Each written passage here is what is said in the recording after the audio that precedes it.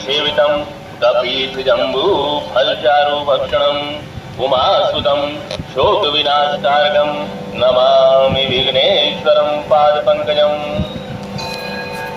ओम शांताकारं भुजगशयनं पद्मनाभं सुरेशं विश्वधारं गगनसदृशं मेघवर्णं शुभांगं लक्ष्मीकान्तं कमलनयनं योगीर्विध्यानगम्यं वन्दे विष्णु भवभयहरं सर्वलोकैकनाथनम्। ओम गणाधिपत्य नमः, ओम गौरीपत्य नमः, ओम श्रीरामाय नमः, ओम सूर्यादिनवग्रहेभ्यो नमः, ओम सर्वेभ्यो देवभ्यो नमः, ओम सर्वेभ्यो आवरण देवभ्यो नमः। पाद्योपाद्यं समर्पयामि, अर्घ्यं समर्पयामि, आचमनीयं समर्पयामि, स्नानं समर्पयामि, चन्दनं समर्पयामि, पुष्पं समर्पयामि, धूपं समर्पयामि, दीपं समर्पयामि, नैवेद्यं समर्पयामि, शुद्धाचमनीयं समर्पयामि। बोलो श्री सत्यनारायण भगवान की जय। सज्जनों, ऋषि व्यास जी महाराज बोले कि एक समय नैमिषारण्य तीर्थ में शौनक आदि 88,000 ऋषि पुराण वेता सूत जी से पूछने लगे, हे महर्षि, जिस व्रत अथवा तप से हमको अभिष्ट फल प्राप्त हो सके उसको हमारी सुनने की इच्छा है, आप हमसे कहने की कृपा करें। श्री सूत जी बोले, एक समय यही प्रश्न नारद जी ने लक्ष्मीपति श्री विष्णु भगवान से पूछा था। विष्णु भगवान ने देवर्षि नारद जी से जिस प्रकार कहा था उसे तुम मन लगाकर सुनो। एक समय नारद जी दूसरों की भलाई करने की इच्छा से अनेकानेक लोकों में घूमते घूमते मृत्यु लोक में आ गए। यहां आकर अनेक योनियों में उत्पन्न हुए समस्त मनुष्यों को तरह तरह के कलेशों और अपने अपने कर्मों से दुखी देखकर इन प्राणियों का दुख किस प्रकार दूर हो, ऐसा मन में विचार कर विष्णु लोक को चले गए। वहां श्वेतवर्ण, चतुर्भुज, शंख, चक्र, गदा, पद्म एवं वनमालाओं से सुशोभित देवादिदेव श्री विष्णु भगवान को देखकर नारद जी उनकी स्तुति करने लगे। विष्णु भगवान ऐसी स्तुति सुनकर नारद जी से बोले, हे नारद, तुम्हारे आने का क्या कारण है और तुम्हारे मन में क्या है? हे मुनि, वो सब तुम मुझसे कहो, मैं उन सब का उत्तर दूंगा। नारद जी बोले, हे भगवान, मृत्यु लोक के प्राणी अनेकानेक योनियों में उत्पन्न होकर पाप कर्मों से महादुखी हो रहे हैं। अतः यदि आपकी मेरे ऊपर कृपा है तो बताइए कि उनका दुख किस प्रकार से दूर होगा। श्री भगवान ने कहा, हे पुत्र, तुमने संसार के ऊपर कृपा करने की इच्छा से बड़ी ही उत्तम बात पूछी है। जिस उपाय से प्राणी मोह माया से मुक्त हो जाते हैं उसे तुम ध्यान से सुनो। स्वर्ग एवं मृत्यु लोक में पुण्य प्रदान करने वाला एक परम दुर्लभ व्रत है। तुम्हारे स्नेह से मैं उस व्रत को कहता हूं। श्री सत्यनारायण के व्रत को भली भांति विधि पूर्वक करने से प्राणी शीघ्र ही सुख भोग कर परलोक में मोक्ष को प्राप्त होता है। भगवान के ऐसे वचन सुनकर नारद ऋषि बोले, हे भगवान, उस व्रत का क्या फल और क्या विधि है एवं उस व्रत को किस किसने किया तथा वो व्रत कौन से दिन करना चाहिए, ये सब विस्तार से कहने की कृपा करें। श्री भगवान बोले कि ये व्रत दुख और शोक आदि को शांत करने वाला, धन और धान्य को बढ़ाने वाला, सौभाग्य और संतान का देने वाला और सर्वत्र विजय का देने वाला है। और जिस किसी दिन मनुष्य भक्ति और श्रद्धा से युक्त हो, उसी दिन संध्या के समय श्री सत्यनारायण भगवान की पूजा करे, ब्राह्मण और बंधुओं सहित धर्म में तत्पर रहे, मिठाई, केले के पके फल, घी, दूध और गेहूं का आटा या चावल का आटा, शक्कर अथवा गुड़ ही लेकर संपूर्ण प्रसाद को भक्ति भाव से इकट्ठा करके भगवान का भोग लगावे तथा अपने बांधवों सहित कथा सुन और ब्राह्मणों को दक्षिणा देने के पश्चात बंधु बांधवों सहित ब्राह्मणों को भोजन करावे, फिर भक्ति से स्वयं प्रसाद भक्षण करे और श्री सत्यनारायण भगवान का ध्यान करके अपने स्थान को चला जाए। इस व्रत का आचरण करने से निश्चय ही मनुष्य की समस्त इच्छाएं पूर्ण हो जाती हैं। विशेष करके कलयुग में पृथ्वी पर यही एक छोटा उपाय है। इति श्री स्कंद पुराणे रेवाखंडे सत्यनारायण व्रत कथायाम प्रथमो अध्याय संपूर्णम।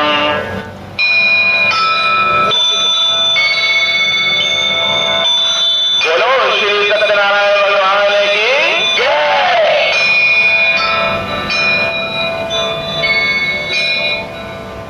सूत जी बोले, हे ब्राह्मणों, इसके बाद जिसने इस व्रत को किया उस कथा को कहता हूं। काशीपुरी नामक सुंदर नगरी में एक अत्यंत निर्धन शतानंद नामक ब्राह्मण रहता था। वो ब्राह्मण भूख और प्यास से दुखी हो नित्य ही पृथ्वी के ऊपर विचरता था।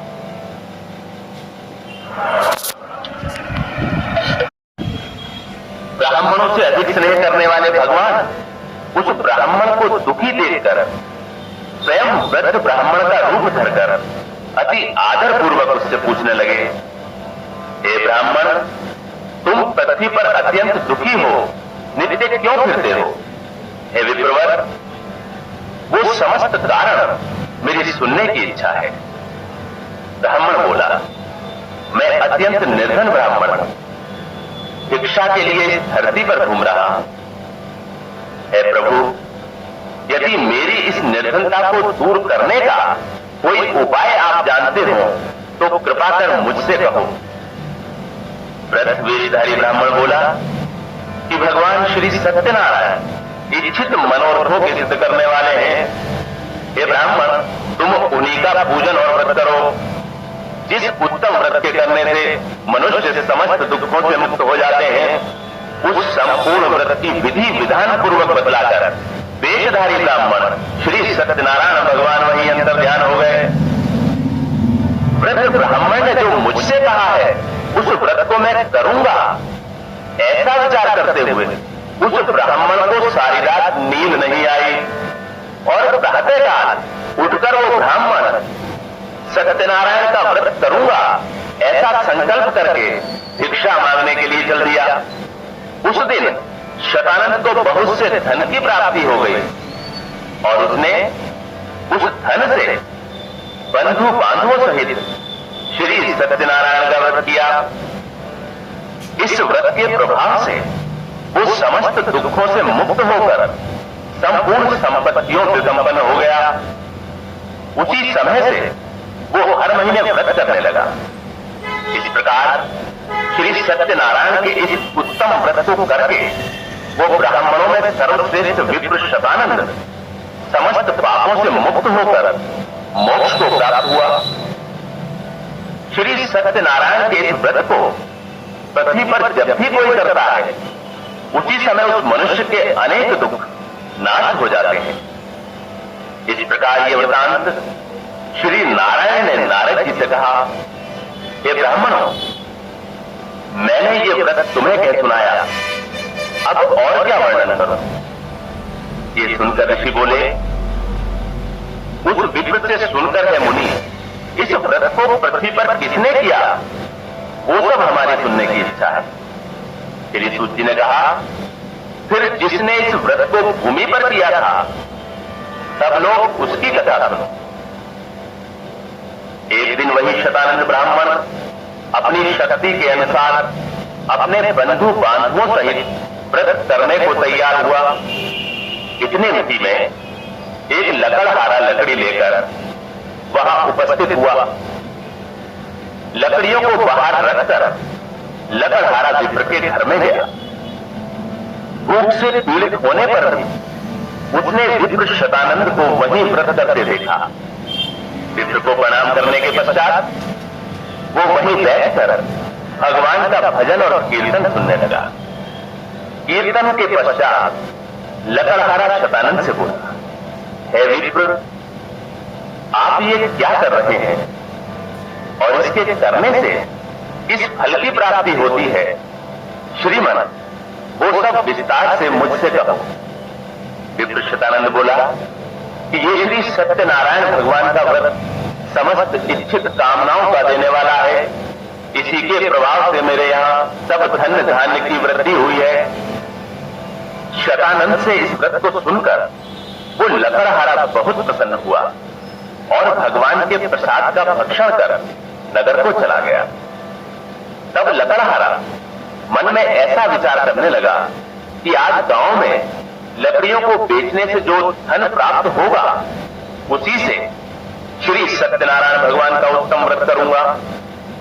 ऐसा विचार करके और लकड़ियों को सिर पर रखकर वो एक ऐसे सुंदर नगर में गया जहां अत्यंत धनी लोग रहते थे। उस दिन उसे लकड़ियों का दुगना मूल्य प्राप्त हुआ।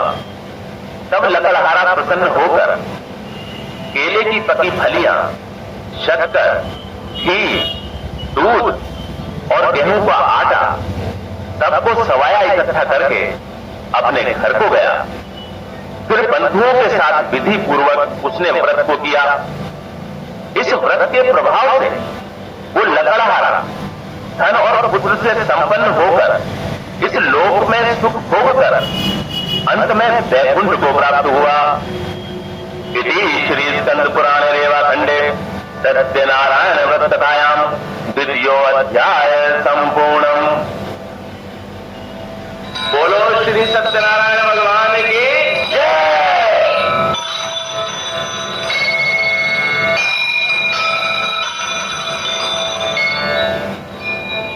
श्री सूत जी बोले, हे श्रेष्ठ मुनियों, अब आगे की कथा ध्यान लगाकर सुनिए। पूर्व काल में उल्कामुख नाम का एक महाबुद्धिमान राजा था। वो धर्मात्मा राजा नित्य मंदिरों में जाता था और ब्राह्मणों को धन देकर संतुष्ट करता था।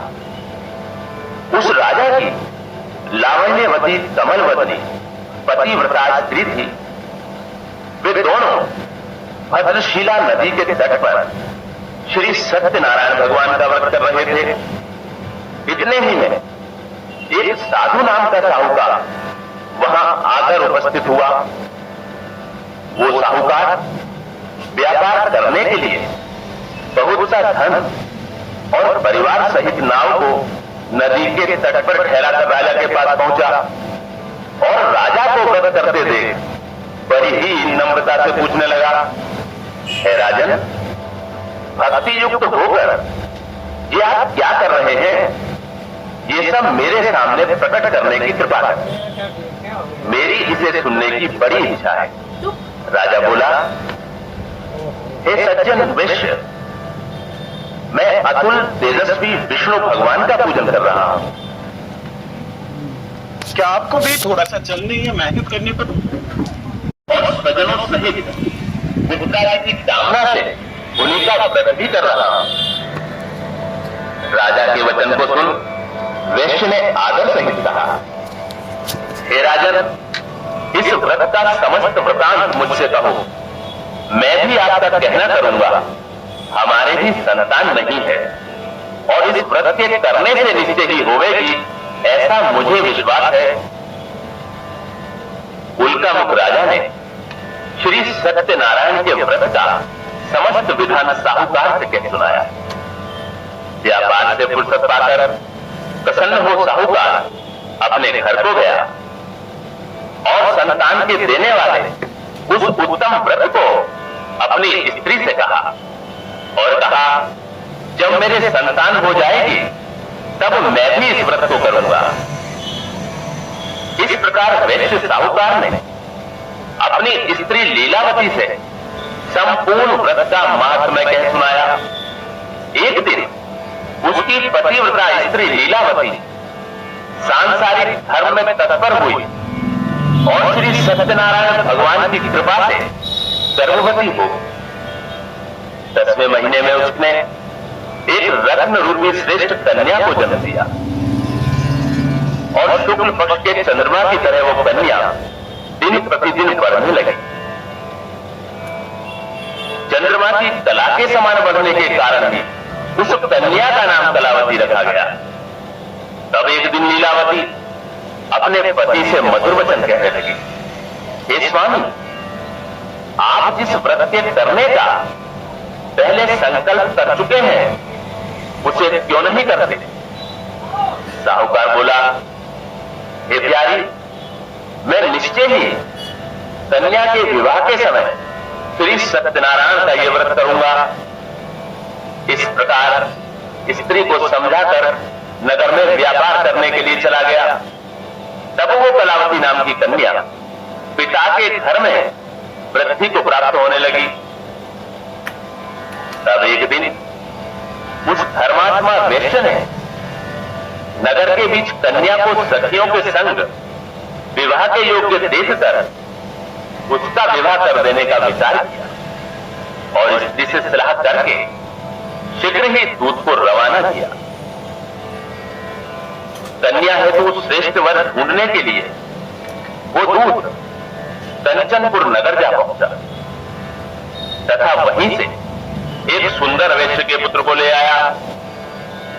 सुंदर और गुणवान वैश्य के पुत्र को देखकर और संतुष्ट होकर अपने बंधु बांधवों सहित विधि विधान से उस वैश्य ने अपनी कन्या कलावती का विवाह उसके साथ कर दिया।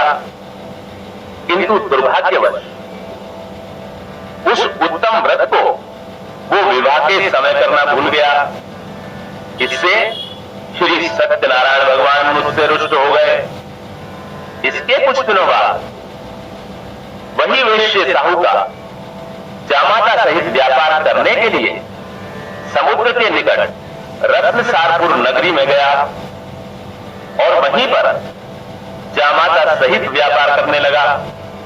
जब वो दोनों चंद्रकेतु राजा के रमणीक नगर में गए तो उसी समय श्री सत्यनारायण भगवान ने इसे झूठा देखकर इसको श्राप दिया कि इसे महाघोर कठिन दुख होगा।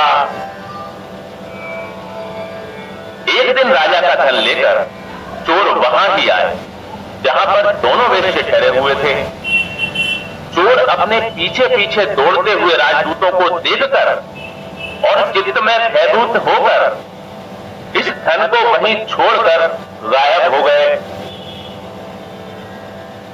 तब वे दूत वहां उन सज्जन वैश्यों के निकट आए और राजा के चुराए हुए धन को देखकर वैश्य पुत्रों को बांध ले गए तथा प्रसन्नता से राजा के समीप जाकर कहने लगे, प्रभु, हम दोनों चोरों को पकड़ लाए हैं, देखकर आज्ञा दीजिए।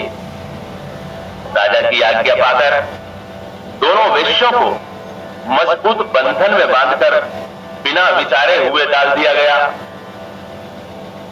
श्री सत्यनारायण की माया से किसी ने उनका कहना नहीं सुना और राजा चंद्रकेतु ने उनका समस्त धन हरण कर लिया। उसी शाप से साहूकार की स्त्री लीलावती आधी व्याधि और भूख प्यास से अत्यंत दुखी होकर अन्न की चिंता में व्याकुल हुई घर घर फिरने लगी। कलावती भी नित्य घर में भिक्षा मांगती फिरने लगी। एक दिन वो कन्या क्षुधा से व्याकुल होकर ब्राह्मण के घर पहुंची और वहां श्री सत्यनारायण का व्रत होते देख उसने वहीं बैठकर कथा सुनी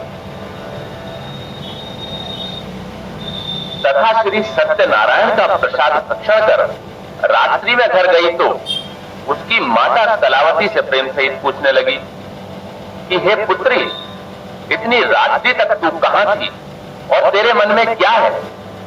तब कलावती कन्या तुरंत माता से कहने लगी, हे माता, मैंने ब्राह्मण के घर सब मनोरथ सिद्ध करने वाला एक व्रत देखा है। कन्या के ऐसे वचन सुनकर साहूकार की स्त्री प्रसन्न होकर कन्या कलावती के साथ श्री सत्यनारायण भगवान से प्रार्थना करने लगी। प्रार्थना के बाद लीलावती ने बंधु बांधवों सहित श्री सत्यनारायण भगवान का व्रत किया और ये वर मांगा कि मेरे पति और जामाता शीघ्र ही घर लौट आवें। इस व्रत के करने से सत्यनारायण भगवान फिर संतुष्ट हो गए और श्री सत्यनारायण भगवान ने चंद्रकेतु राजा को स्वप्न में दर्शन दिए और कहा, हे राजन, बंदी गृह में उपस्थित दोनों वेश्यों को भोर होते ही छोड़ दो और जो कुछ तुमने उनका धन लिया है वो भी तुरंत इन्हें दे दो, नहीं तो मैं राज्य, धन और पुत्र सहित तेरा नाश कर डालूंगा। इस प्रकार भगवान राजा से कहकर अंतर्ध्यान हो गए।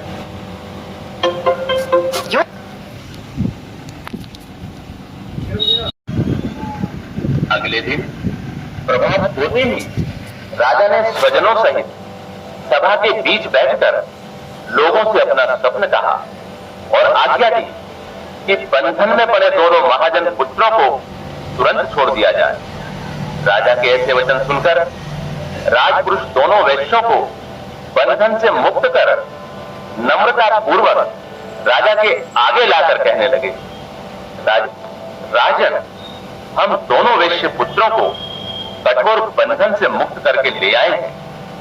तब दोनों ने राजा को प्रणाम करके पहला वृतांत स्मरण करने लगे और भय से व्याकुल हो कुछ भी ना बोल सके। तब राजा ही वेश्य पुत्रों से आदर पूर्वक कहने लगा, भाग्य से तुमको महासुख प्राप्त हुआ, अब तुम्हें कुछ भय नहीं है। और उनकी बेड़ियां कटवाकर शोर कर्मादिक करवाया। तब राजा ने वस्त्र आभूषण देकर उनको वचनों से अच्छी तरह संतुष्ट किया और जो कुछ उनका धन लिया था उसको दुगना करके उनको दिया और कहा, हे महाजनों, आप अपने अपने घर को जाओ। राजा को प्रणाम करके वे दोनों महावेश्य अपने घर को चल दिए। इति श्री स्कंद पुराणे रेवाखंडे सत्यनारायण व्रत कथायाम तृतीयो अध्याय संपूर्णम। बोलो श्री सत्यनारायण भगवान की जय।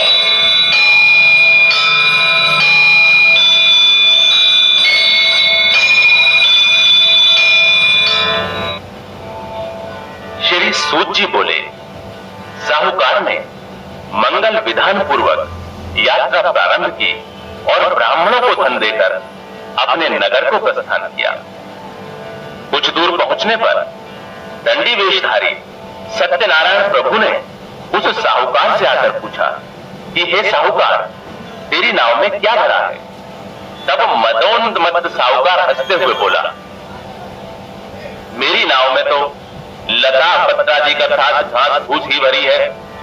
उसके ऐसे कठोर वचन सुनकर भगवान बोले, तेरा वचन सत्य हो और जैसा कहता है वैसा ही हो। ऐसा कहकर दंडी रूपधारी भगवान तुरंत उसके पास से चले गए और कुछ दूर जाकर समुद्र के किनारे पेड़ के नीचे बैठ गए। दंडी वेशधारी भगवान के चले जाने पर साहूकार संध्या आदि क्रिया करके आया और नाव को ऊंची उठी देख अत्यंत विस्मय करने लगा। लता और पत्ते देख वो मूर्छित होकर वहीं गिर पड़ा और जब उसे चेत हुआ तब अत्यंत चिंता करने लगा। तब उसके जामाता ने कहा, आप शोक आदि क्यों करते हो? दंडी ने आपको श्राप दिया है, इससे उन्हीं की शरण में चलने से मनोरथ सिद्ध होगा।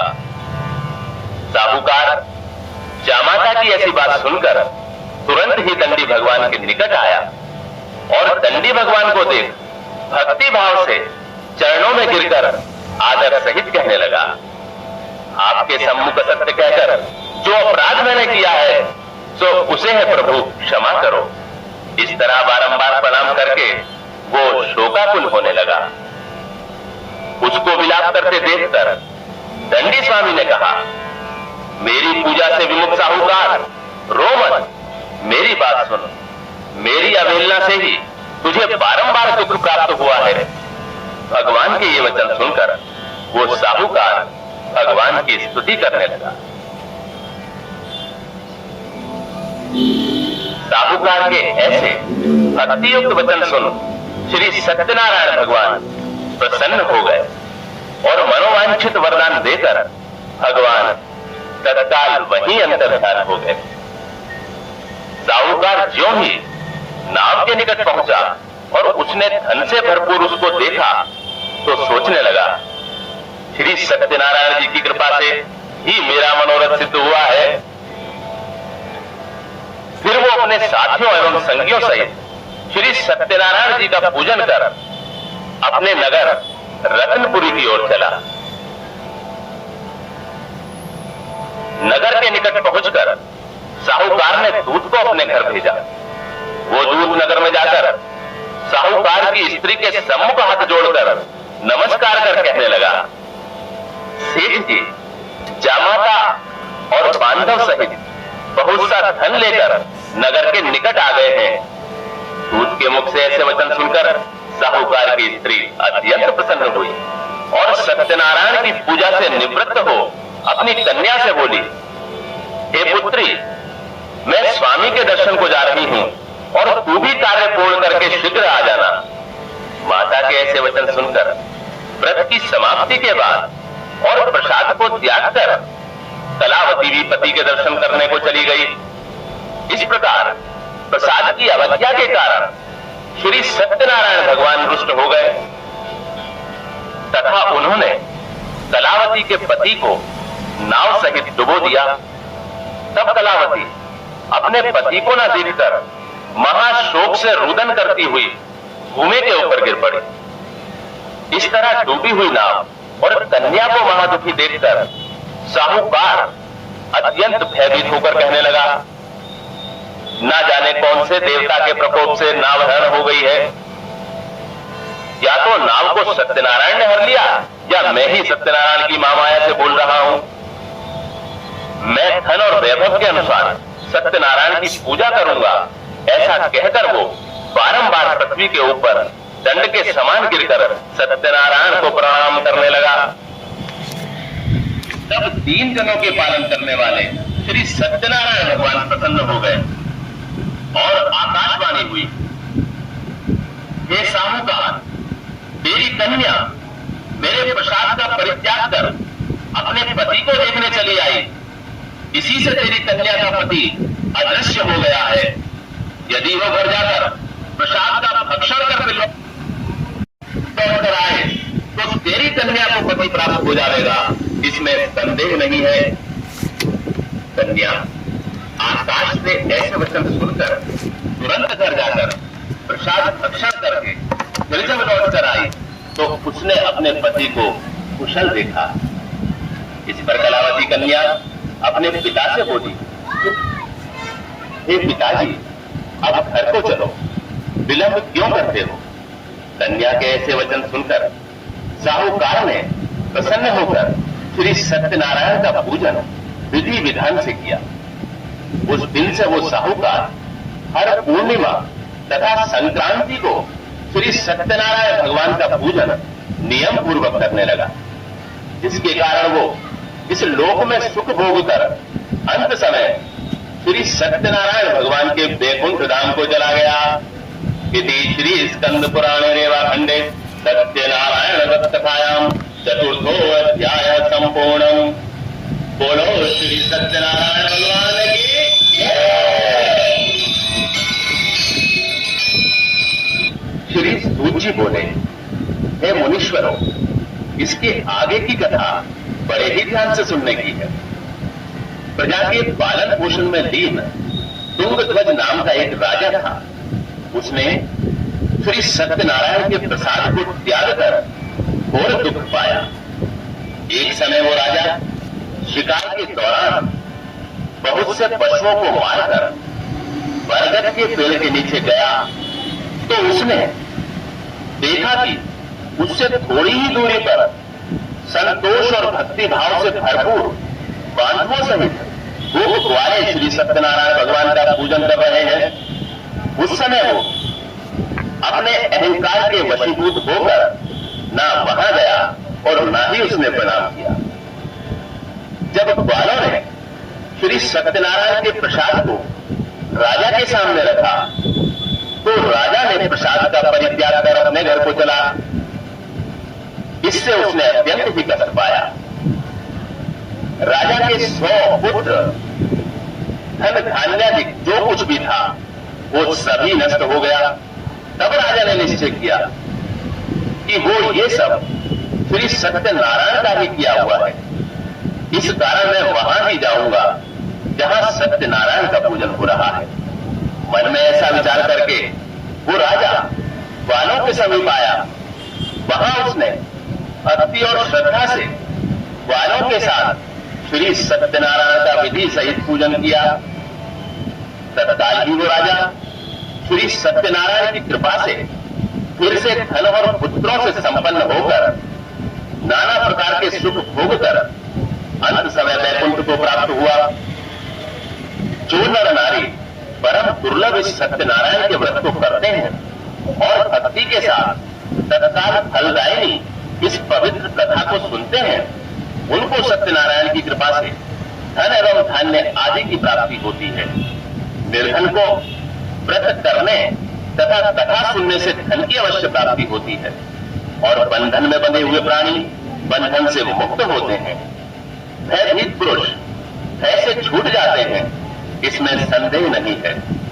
व्रतकर्ता और श्रोता संसार में मनवांछित सुखों को भोगकर मृत्यु के समय स्वर्ग को चला जाता है।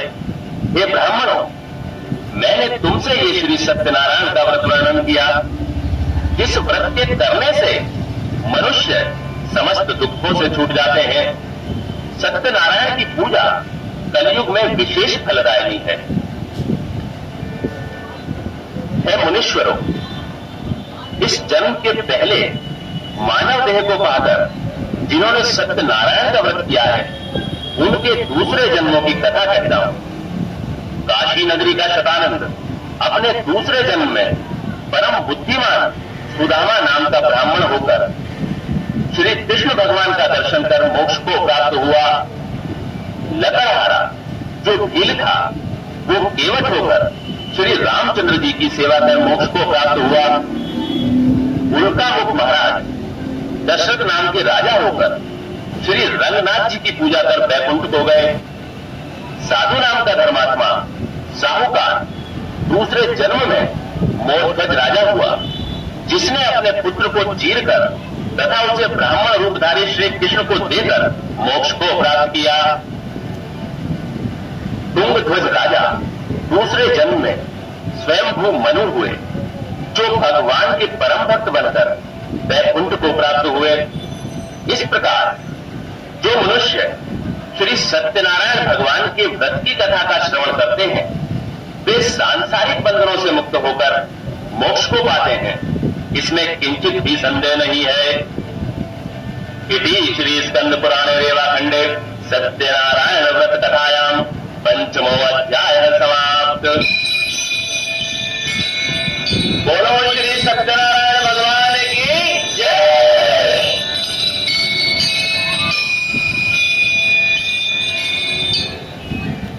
ओम अग्निर्देवता, वातो देवता, सूर्यो देवता, चंद्रमा देवता, वस्वो देवता, रुद्रा देवता, आदित्यो देवता, मरुतो देवता, विश्वदेवा देवता, बृहस्पतिर्देवतेन्द्रो देवता, वरुणो देवता।